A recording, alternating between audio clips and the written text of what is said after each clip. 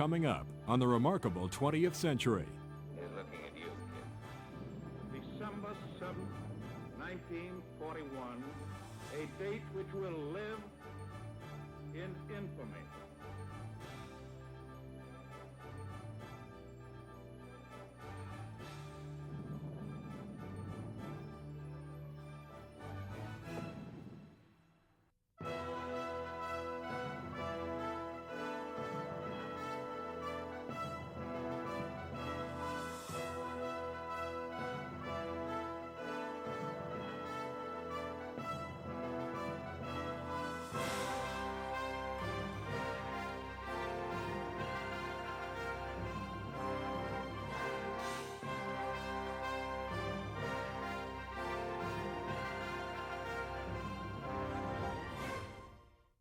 In the first year of the 1940s, Adolf Hitler's amazing progress passed a climax.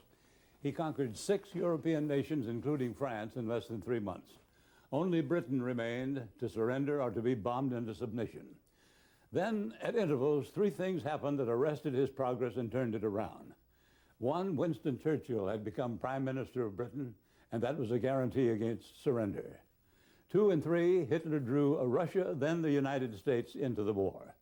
It took time, but the 3 gnawed away at his empire until nothing was left but an underground bunker in destroyed Berlin, where he finally killed himself. 3 months after that, Japan surrendered to a blow by the most horrifying of all man's inventions, the atomic bomb. The biggest war was won, but at a heavy cost. In World War I, 20 million were killed, a historic record. In World War II, the record was shattered. 60 million were killed. And no sooner had the greatest totalitarian threat been removed than the second greatest arose. Our erstwhile ally, the Soviets, sought fulfillment of the promise of their ideology, a world turned communist. They seized control of 8 East European nations, tried to starve us out of Berlin by blockade, and made for other grabs of power from Berlin to Korea. Bled white by 2 world wars, our European allies could not respond. But the U.S. did, with a course of action called the Cold War. Now, the excessively eventful 1940s.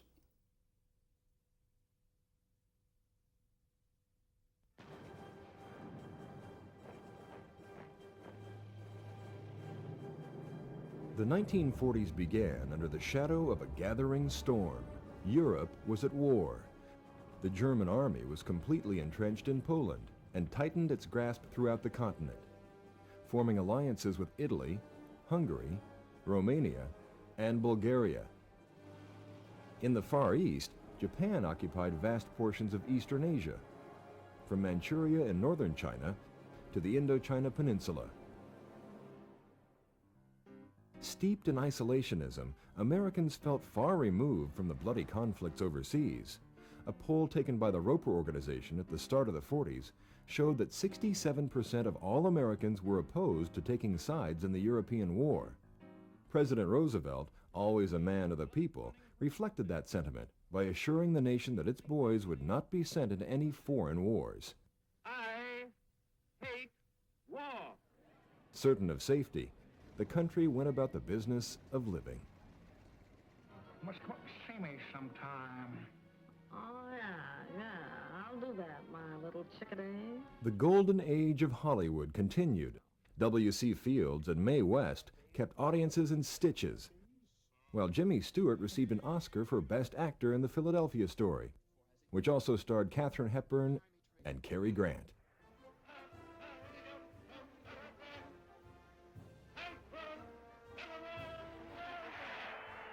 President Roosevelt made political news in 1940 with a historical decision to run for a 3rd consecutive term. Roosevelt faced stiff competition from a popular utilities executive, Republican candidate Wendell Willkie. But the incumbent's popularity prevailed, and he was swept into another term in office by 5 million votes. In Europe, Hitler continued to unleash his potent war machine on several more sovereign nations. In April, Denmark and Norway fell.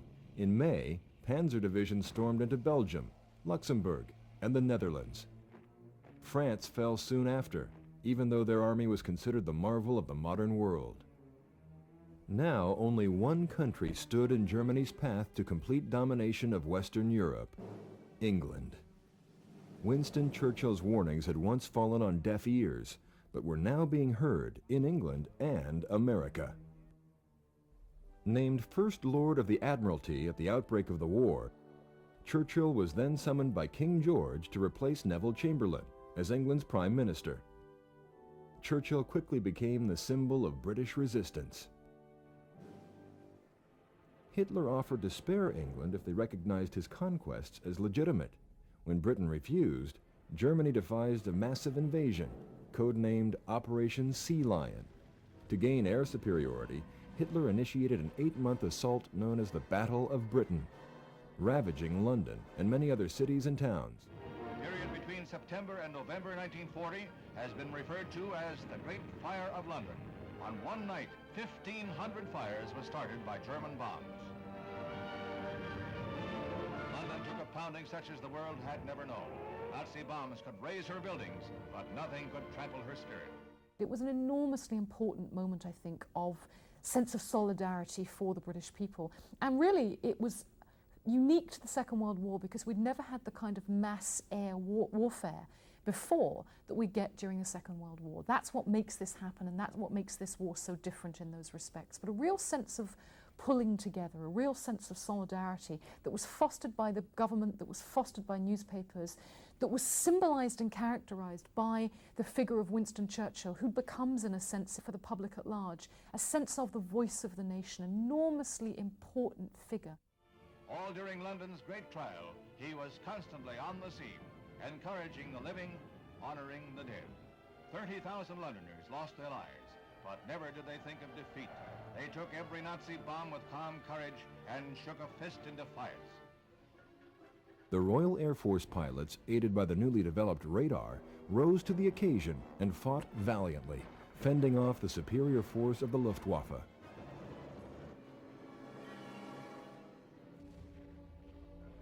This is Edward Murrow speaking from London. There were more German planes over the coast of Britain today than at any time since the war began. CBS radio correspondent Edward R. Murrow painted an ominous picture as the terror reigned on London. His reports contributed to a change in America's thinking. Only 6 months after Roper's famous poll, another survey revealed that 67.5% of the country now favored military assistance to England. We must be the great arsenal of democracy. For us, this is an emergency as serious as war itself. FDR saw the handwriting on the wall and asked Congress for $1.8 billion to activate the largest peacetime military buildup in history. Contrary to popular belief, the military might of the U.S. was woefully behind, ranking 17th in the world. In September, Congress approved the first peacetime draft. Along with FDR, they urged American industry to retool production lines for armaments and encouraged the nation's aviation manufacturers to push production to 50,000 planes per year. The manufacturers met the challenge and produced 60,000, giving the English another tool to fight Hitler, and Americans something they sorely needed: jobs. Defending itself against the German military machine was bankrupting England's national treasury. In January 1941, Roosevelt devised an ingenious plan called the Lend-Lease Act, in an effort to save Britain from the crush of German aggression. The controversial measure allowed England to barter their goods and services for American munitions. What wasn't bartered was essentially loaned to England. America was now on the threshold of military involvement. The rest of you keep under cover. One of the most popular films of the pre-war year was Sergeant York, winning 2 Oscars, including Best Actor for Gary Cooper. The World War I film depicted a story of true heroism against the German menace, reminding Americans of the bellicose spark that ignited the first global conflict. Already famous for his War of the Worlds broadcast, America witnessed the brilliance of Orson Welles as actor, writer, and director in Citizen Kane. The epic tale of power and corruption was seen as a thinly veiled slap at William Randolph Hearst, the most powerful media mogul in America. Hearst tried to squelch the film but could not prevent its release. Another figure who was dazzling audiences in 1941 came from the world of sports.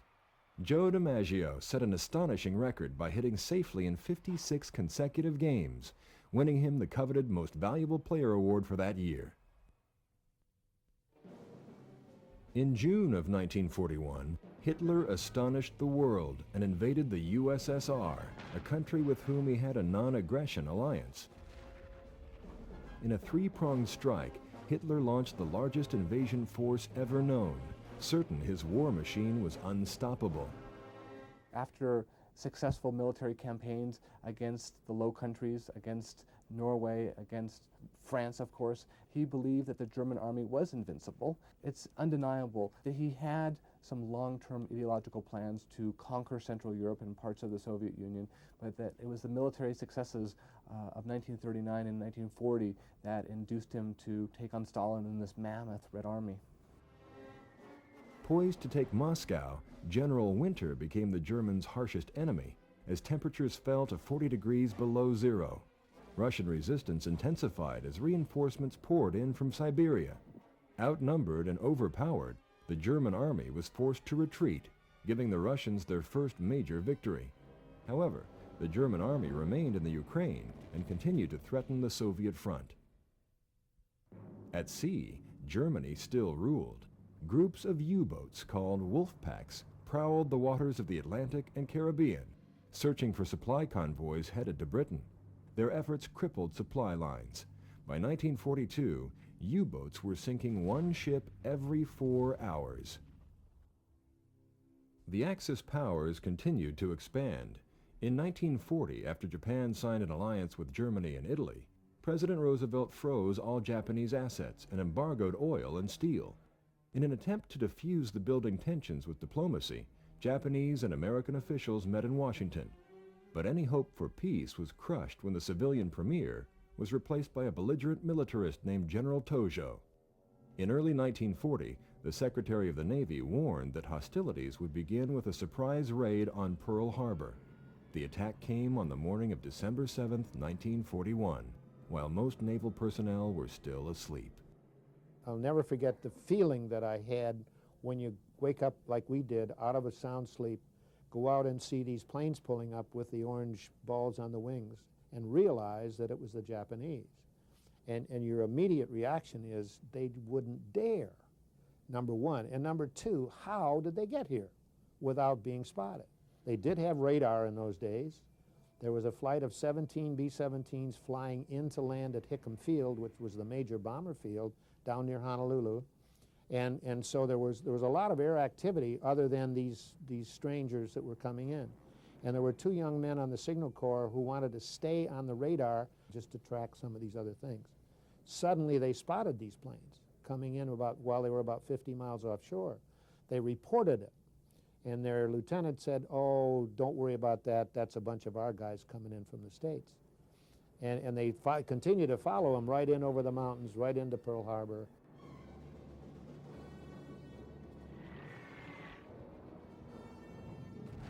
Yesterday, December 7th, 1941, a date which will live in infamy. The United States of America was suddenly and deliberately attacked by naval and air forces of the Empire of Japan. No matter how long it may take us to overcome this premeditated invasion, the American people in their righteous might will win through to absolute victory.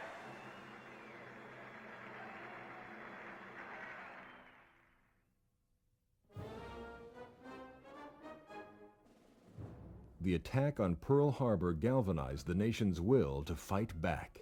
Swarms of men gathered at local enlistment stations. Women stepped into the production lines to fill the void, freeing men for active duty. Rosie the Riveter became the symbol of this newfound role for women. Both in World War I and very much in World War II, they needed the women to come into the war industry and do the work, as the guys were drafted in the Army and the Navy, the GIs. And suddenly, you know, all this business of women's place in the home and so on and so forth, that wasn't that important. Now the women were needed in the war plants. Without them, production would have slowed to a trickle and greatly affected the Allied effort. Not long after war was declared, the federal government ordered all persons of Japanese ancestry into internment camps. We were evacuated in 1942. Our family ended up in the War Relocation Center in Tule Lake, California, which is near the Oregon border. You know, it was a restricted environment, you know, with a barbed wire fence all around, and they had guard towers, you know, with armed guards. So in that sense, it was like a concentration camp. For the remainder of the war, these loyal citizens were denied due process, suffering the shame of being prisoners simply because of their lineage. In Europe, racial injustice surged.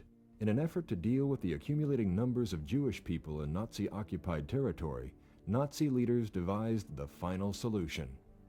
The final solution was a deliberate plan to murder all of Europe's 11 million Jews.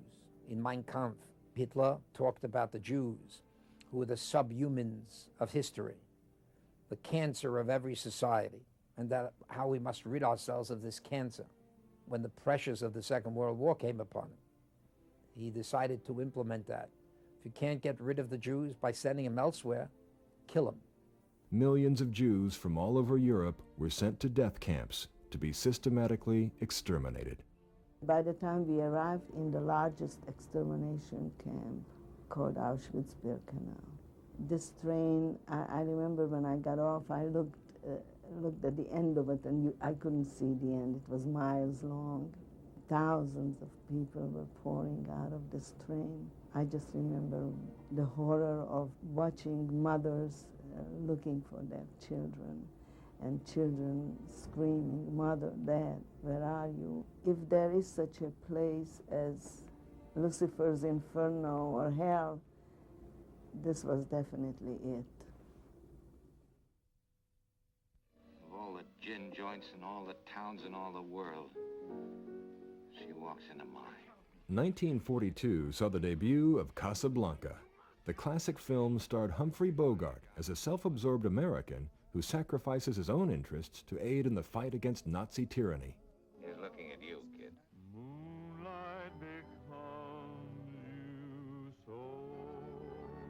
In 1942, Bing Crosby captivated the nation with his rendition of White Christmas, which has become the highest-selling single of all time.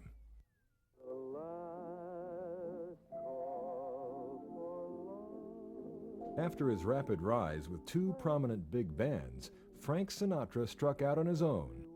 With hits like Fools Rush In and Night and Day, Sinatra mania became a national obsession, especially with adolescent girls. So many schoolgirls skipped class to hear him sing that New York City's Commissioner of Education threatened to press charges against him for encouraging truancy. Girls were frantic everywhere Sinatra went, including the induction center where he was excused from duty with a punctured eardrum. Many other Hollywood stars could answer the call from Uncle Sam. Jimmy Stewart and Clark Gable and many other well-known stars enlisted to serve. They were joined by famed pitcher Bob Feller, Joe DiMaggio, batting great Ted Williams, and Joe Louis, who became the first black American to adorn a recruitment poster. Throughout the duration of the war, Eleanor Roosevelt traveled the globe, boosting the spirits of those who fought for their country. Many other notables joined the First Lady's cause, stars like Marlene Dietrich, Edward G. Robinson, and Bob Hope toured the front in USO-sponsored shows. The only man in the world can kiss a girl and give her the brush off at the same time. There he is. Look at that jungle. Isn't that a beautiful thing? Look at that. Careful, careful. Huh? Snipers. During the war, over 428,000 of these makeshift performances entertained soldiers stationed in the remotest corners of the war theater. On the home front, the USO-sponsored Hollywood Canteen was a place where servicemen's dreams came true. They danced and ate with the likes of Hollywood leading lady Bette Davis and forgot the war for a while. Pin-up girls Rita Hayworth and Betty Grable became symbols of what American men were fighting for. the girl back home. Average Americans did their part to aid in the war effort as well. By the truckloads, they recycled rubber, metal, even beer cans and empty toothpaste tubes. Victory gardens sprang up everywhere from Manhattan to Malibu, so farmers could focus on feeding the troops. To help finance the war effort, war bonds and war stamps were sold by the millions. Not unless you buy a share of freedom today. Any stamps, any bonds today.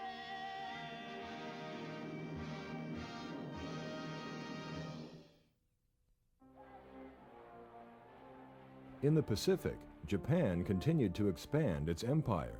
During the first half of 1942, the Japanese won key victories over the Allied forces in Singapore and at Bataan and Corregidor in the Philippine Islands. However, the tide began to turn in favor of the Allies as the American Navy shifted its offensive strategy to the aircraft carrier. After turning back the Japanese fleet at the Battle of the Coral Sea in May, American carrier-based planes scored a crucial victory in June at the Battle of Midway. 2 months later, American naval strength would deliver another crushing blow at Guadalcanal and the Solomon Islands. Guadalcanal was an air, land, and sea battle. We were fighting for the air, we were fighting for the ground, we were fighting for the sea. So in my opinion, and the opinion of many others, Guadalcanal was the true turning point of the war. It stopped the Japanese advance, and so the Japanese were never again able to move forward. From then on, they moved back. In October 1942, American forces under the command of General Dwight Eisenhower first struck at North Africa and seized control of French North Africa. The British, under General Bernard Montgomery, squared off against Erwin Rommel, one of Germany's most capable military leaders. Rommel was a very competent commander, a good tactician, and with a reasonable grasp of strategy. He did it with audaciousness. After pursuing British tanks eastward to the Egyptian town of El Alamein, Rommel rested. The British had time to reinforce and launched a stinging counterattack on the German panzer divisions. The duel in the desert ended with a German defeat. Rommel was relieved of his command, giving the Allies their first major land victory.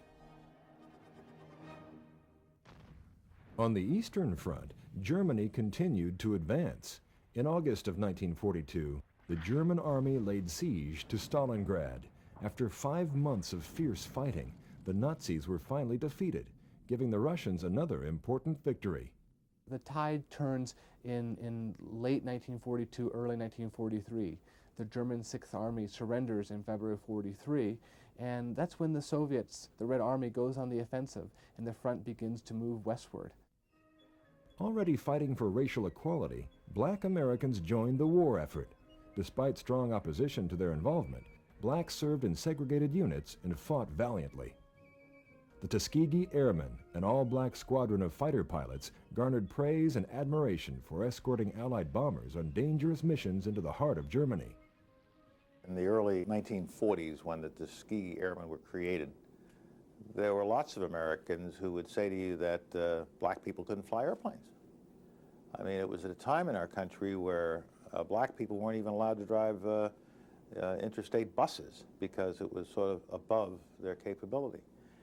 And so suddenly, as part of the war effort, the black community said, if you give black people, black men, the same training, the same support, and have the same expectations of them that you have for anyone else, they can perform. And there was still a great deal of controversy about it. In fact, one of the leaders in making it happen was Eleanor Roosevelt, who at one point, to show her confidence, went up in an airplane, a single-engine airplane, with a black pilot, just the two of them. Could you imagine that? First lady just taking off with a black pilot. It was shocking, shocking. But they did it, and guess what? With the right kind of training, with the right kind of support, black men could fly airplanes just as well as white. And the Tuskegee Airmen are proud of the fact that in all of their escort duties during the war, protecting American bombers with their P-51s, they never lost an American bomber to enemy fighters. And so as a young kid, I'm 5, 6, 7, 8, 9 years old, living in the South Bronx and looking at the rest of my country, which is a segregated country, where very few institutions are open to people of color. And to suddenly see these articulate, well-trained men doing something that is considered at the top of the technical pie in those days, flying fighter planes, that was a source of inspiration and motivation. They can do it, then maybe there's something I can do. Journalists and other non-combatants also risked their lives, bringing stories from the front to an anxious public. War correspondent Ernie Pyle sacrificed his life chronicling the war from the perspective of the average GI.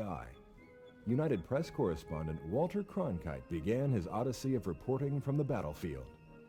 People think of my bravery because of the things I did in the war. What they don't realize was I did them only once. It's the poor people, the guys, the tough guys who did it twice, and those who were in the Army, Navy, Air Force, who had to do it many, many times, who were the heroes. In 1943, the beginning of the end for the Third Reich was in sight. That June, American troops led by General George Patton landed on the island of Sicily and began their march toward Rome. After a year of intense fighting, the Allied armies prevailed.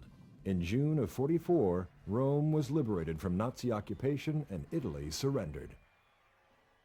It was the first really major victory for the Americans and British on the continent. It was a major capital of the former Axis. Of course, by that time, Italy had come to the side of the Allies, but taking Rome was a huge boost, certainly to the forces in the Mediterranean. Only days after Rome fell, Eisenhower and a combined force of over 1 million men began an assault on the heart of Nazi-held Europe. On June 6, 1944, on the beaches of Normandy, D-Day began the final crusade to stop German tyranny. I was in a B-17 overhead on the H-hour, D-Day. We look back on it now as a great success. We even looked at it then as a great success, which it was, of course, ultimately. We got off the beaches on the American side fairly quickly, with a lot of casualties, but fairly quickly off the beaches. But if they'd had a little more strength, just a little more strength in Normandy, particularly Panzer divisions, they might have kept us off that beach. We might have succeeded eventually, but with a great deal more cost of lives, a much longer stay in Normandy. By August 19th, with the help of Patton's Third Army, the Allies trapped the German troops near Falaise, and the Battle of Normandy was over. Hitler was not only fighting the enemy on two fronts, but also hostility from within his own circle. In July of '44, a young aristocratic officer named Count von Stauffenberg planted a briefcase full of explosives in a staff meeting of the High Command. The case was accidentally kicked far enough away to only inflict minor injuries on the Führer. The Gestapo responded with a fury, executing 5,000 anti-Nazi Germans and anyone suspected of treason.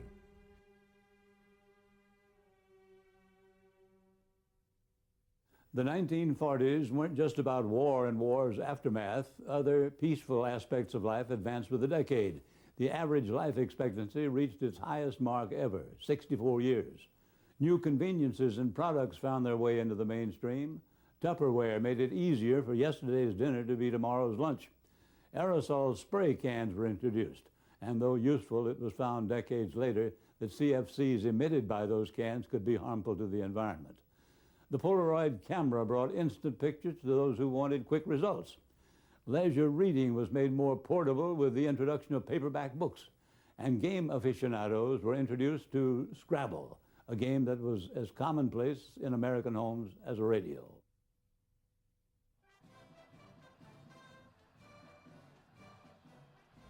On August 25th, 1944, American forces, in conjunction with the Free French, led by General Charles de Gaulle, liberated Paris.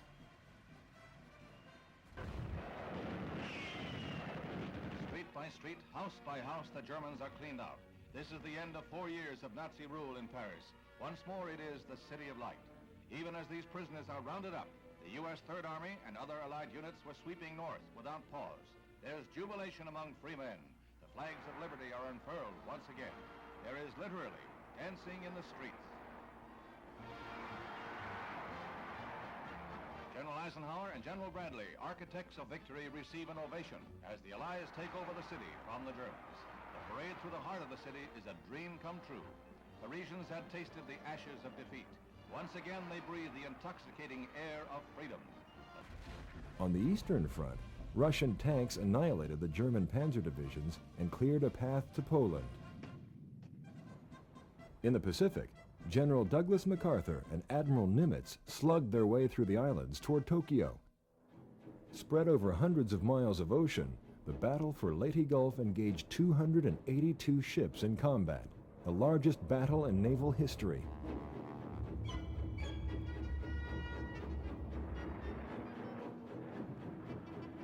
After the smoke cleared, the Japanese Navy was damaged beyond repair, but rather than surrender, they launched a terrifying new tactic, the kamikaze. Effective though suicidal, the American fleet would be plagued by these desperate dive bombers until war's end.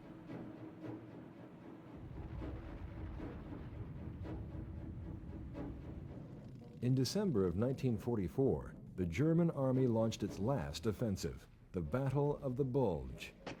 The Allies, taken completely by surprise, defended the Belgian stronghold long enough for reinforcements to arrive. Allied air superiority crippled the German forces. In January of 1945, the Germans withdrew to their lines after sustaining serious casualties. In February, the Allied armies resumed the push toward Germany, liberating prisoners as they went. For years, rumors of Hitler's diabolical effort to rid the world of Jews, gypsies, and other undesirables had been heard but never substantiated. No one could imagine the extent of the Nazi quest until the death camps were discovered. As newsreel reports, photographs, and stories filtered back home, the world shuddered at the horror of the Holocaust.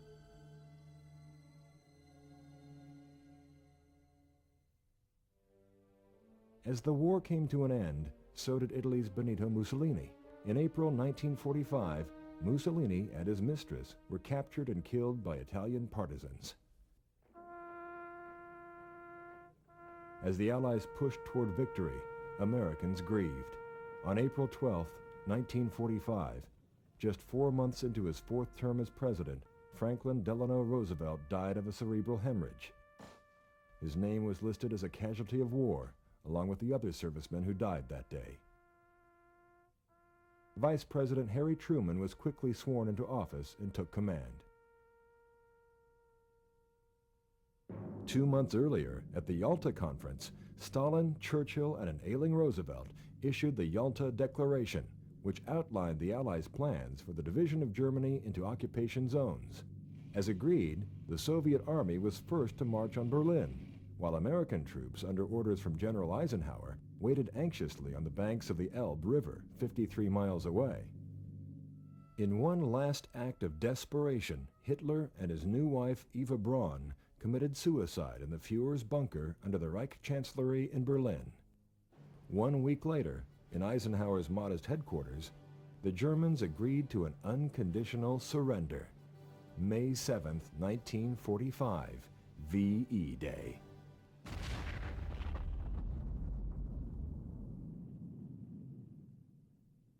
But the war was not over in the Pacific.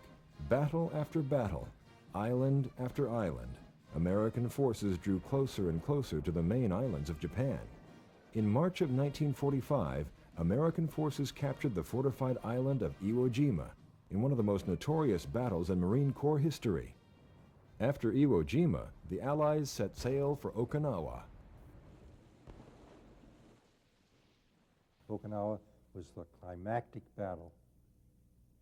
It went on for nearly 3 months, April, May, good part of June 1945.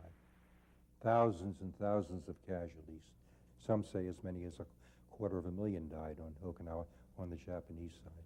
Determined to end the war without sacrificing more lives attacking Japan, Truman's solution was ominous but effective. It is an awful responsibility which has come to us. We thank God that it has come to us instead of to our enemies, and we pray that He may guide us to use it in His ways and for His purposes. For years, a team of scientists, headed by Robert Oppenheimer, toiled to turn a vision into reality. In August of 1945, the first atomic bomb was successfully tested at the Trinity site in New Mexico. The top-secret Manhattan Project, begun at the onset of the war, had fulfilled its mission. At the Berlin suburb of Potsdam, Truman informed the Allied chiefs of the A-bomb and his intention to use it if necessary.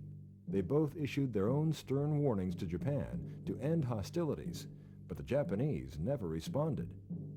After repeated warnings, Truman gave the orders, and the most destructive force ever unleashed floated toward Hiroshima and into history.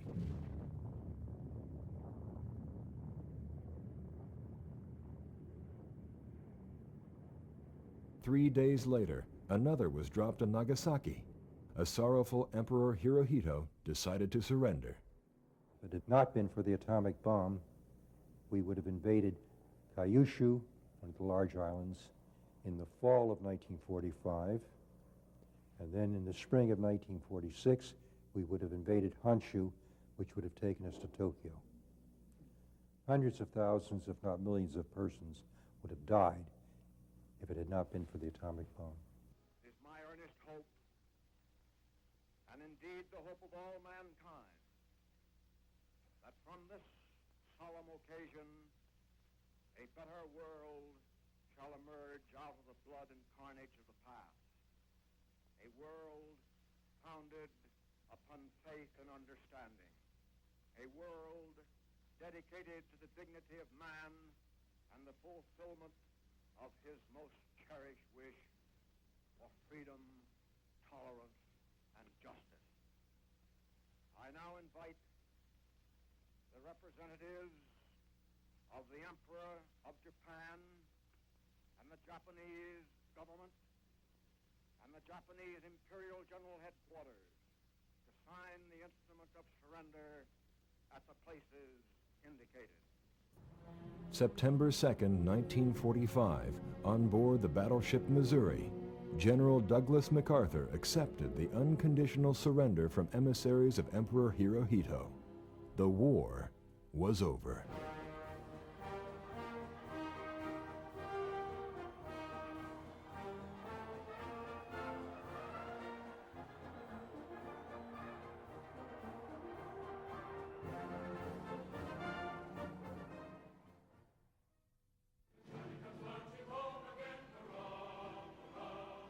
The post-war baby boom era began with the GIs returning home and Americans getting back to the business of living. Taking advantage of the GI Bill of Rights, signed by FDR in 1944, veterans of the war were able to attend college or technical school and were offered other forms of aid, including loan guarantees. As a means to avoid another costly world war, the emerging victorious nations formed the United Nations. Established as a place for continual dialogue, the UN gave a voice to smaller nations and made a firm commitment to social and economic issues as well. In 1946, the world was introduced to the first general-purpose computer. Enormous by today's standards, it was a marvel of technology, designed and built by a team from the University of Pennsylvania. In the fashion world, Christian Dior influenced the entire decade with large hats, tiny waists, and elegantly flared skirts.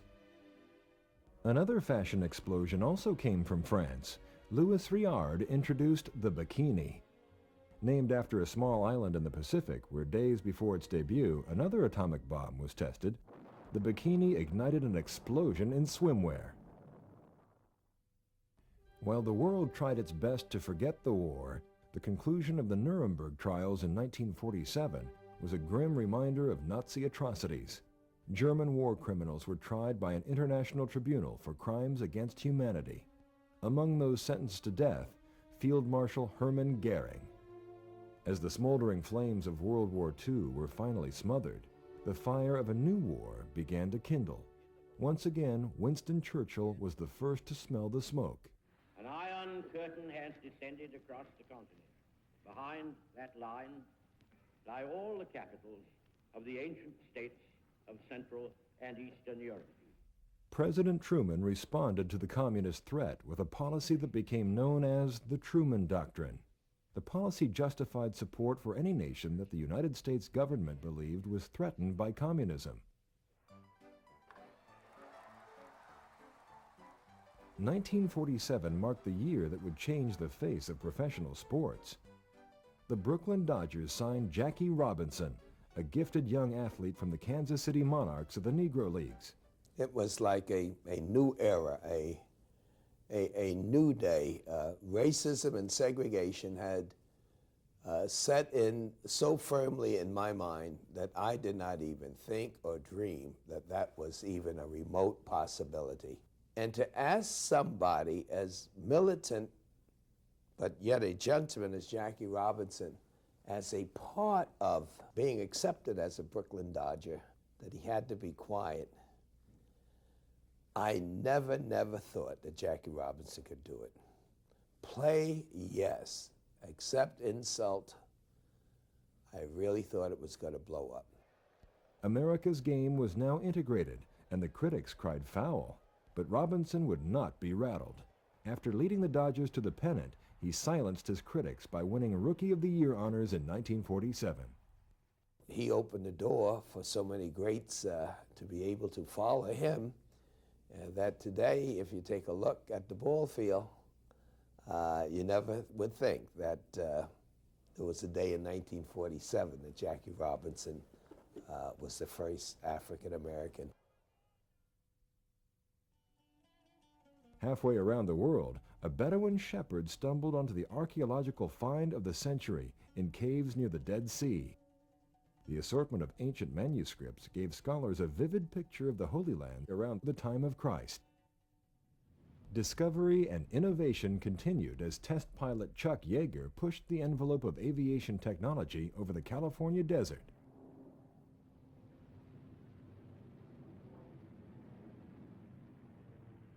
Flying faster than the speed of sound, Yeager manned his X-1 rocket-powered plane at 740 miles per hour.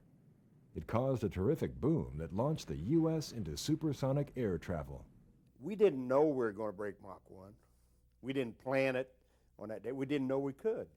And it just worked out that way. And basically, it was a little bit of a surprise because we were sitting out there just under the speed of sound, and the airplane was starting to pitch up, and it's hard to recall what your thoughts were. But basically, when I got back through, I said, hell, that wasn't bad. And came on down and landed, and we made the first sonic boom with an airplane on that day. You know, we'd finally hacked something that people had been trying to do for a long time. Not long after the first sonic boom was heard, 3 Bell Lab physicists invented the transistor. It revolutionized communications and aided the flood of electrical innovations that followed. In August of 1947, India won its independence from English rule, setting up the world's most populous democracy. The actual timing of independence is very curious. The British did not intend to bail out quite that quickly, but it became clear that the Hindus and the Muslims were not going to agree about exactly how India should be partitioned, who would have control of which bits, where the Hindus would be dominant, where the Muslims would be dominant. And what we really see in 1947 is a rather undignified scramble of an exit rather than something that was really considered and thought through in the ways that certainly the architects of the original plans had hoped for. 5 months later, the people of India would lose the man who for more than 20 years symbolized their struggle for freedom. On January 30th, 1948, Mohandas Gandhi was shot and killed by a Hindu extremist. The great teacher was 78 years of age.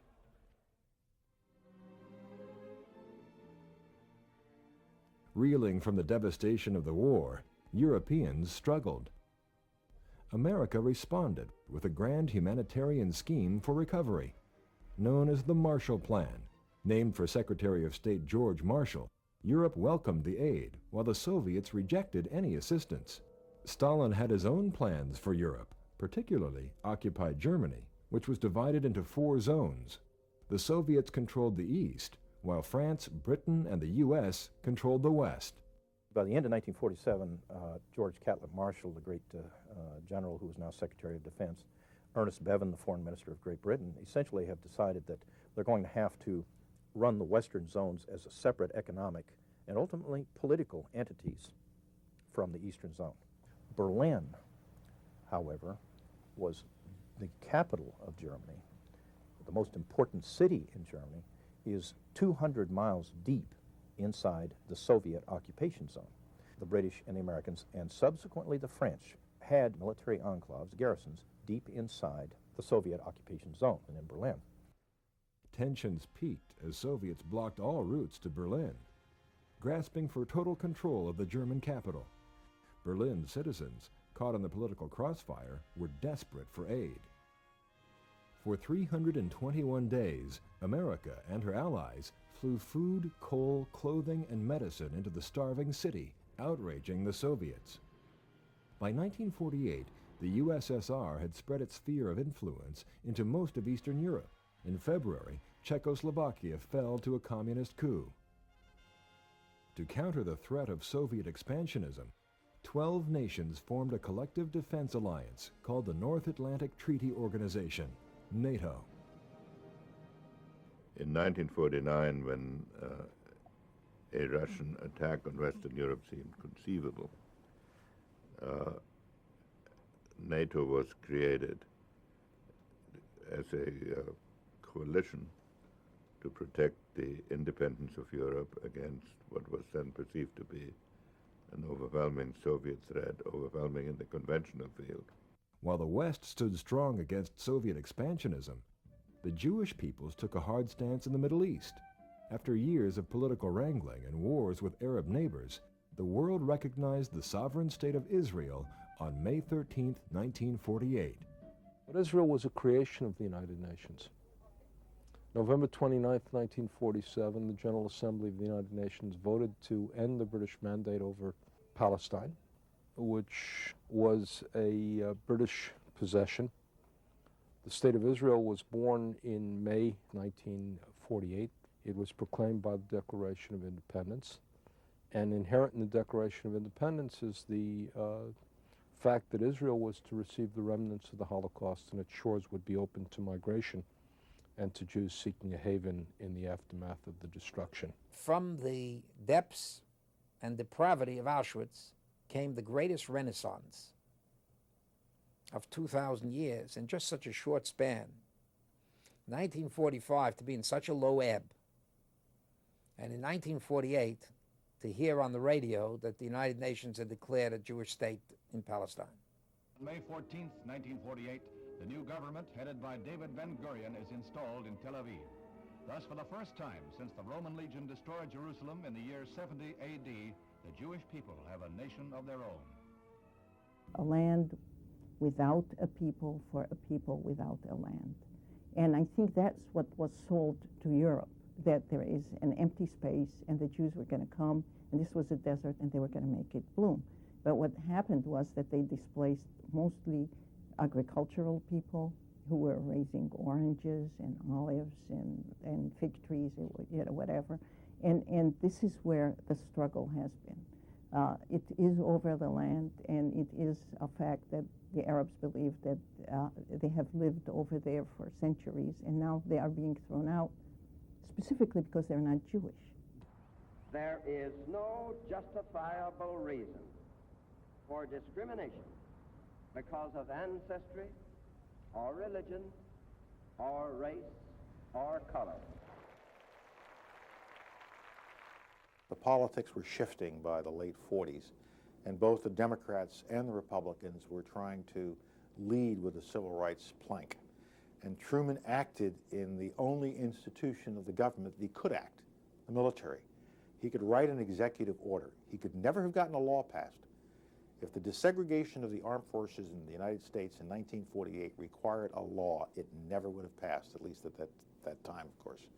So he did it with an executive order that required no congressional authority. And it was the only institution then in American life that became fully integrated, and you could rise according to performance. But what Truman did in 1948 was recognize that a nation that had asked hundreds of thousands of black men and women to go far away from home, to fight for liberty, to defeat fascism, and had asked black men and women throughout our nation's history to go fight for freedom and then deny them freedom in their own land, not serve the very people we were asking to serve, could no longer continue.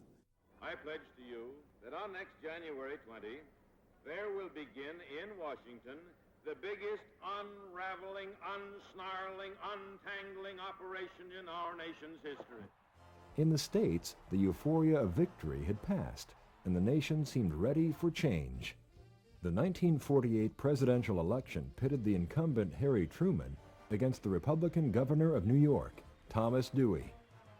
Dewey had failed in his bid against Roosevelt in 1944, and many felt his time had come.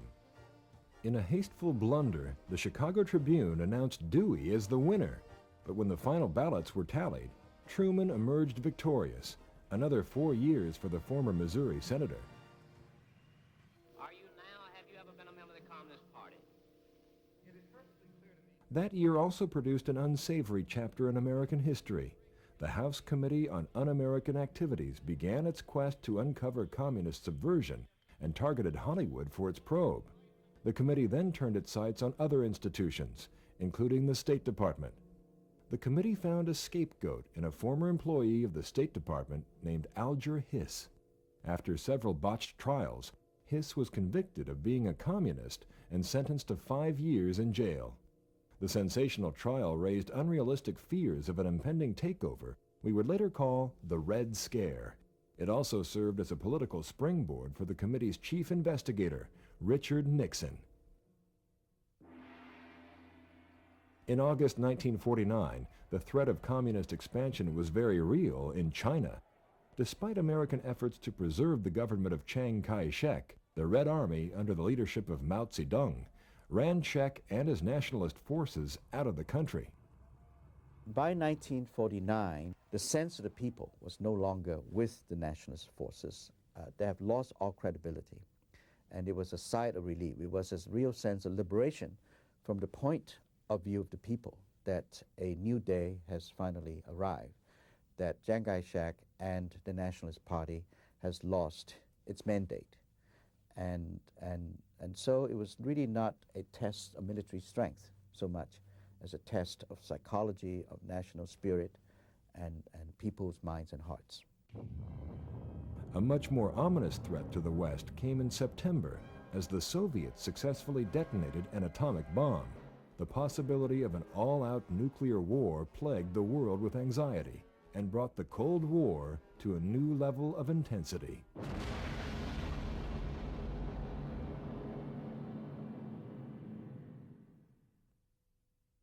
The Cold War was really a substitute for World War III. In another time, the Russian blockade of Berlin in 1948 or the Cuban Missile Crisis might well have started a war. But in the age of the atom, when civilization could be destroyed with a few exchanges of fire in a few minutes, a new prudence prevailed. The human race couldn't afford such a war. We and the Soviets had our contest of threats, propaganda, and even force in secondary arenas, but there was no confrontation by the two principles that might bring the bomb into play. We had a war, but we had to keep it cold. In every other respect, the Cold War was a real war. It was more truly worldwide than the hot wars. It lasted longer, nearly half a century. It was more expensive.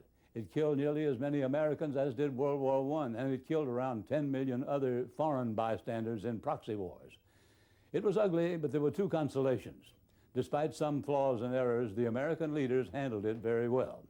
The great decisions they made in the 1940s, the Marshall Plan, the Truman Doctrine, the NATO alliance, were very statesmanly, so different from the previous great decisions that made World War I an unnecessary slaughter and made World War II inevitable. The other consolation would be we were going to win. Next time, the 1950s, the age of Truman and Eisenhower.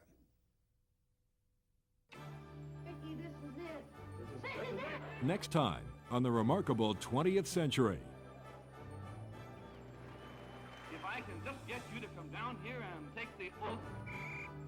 We, the Negro citizens, have decided not to ride the buses. You're tearing me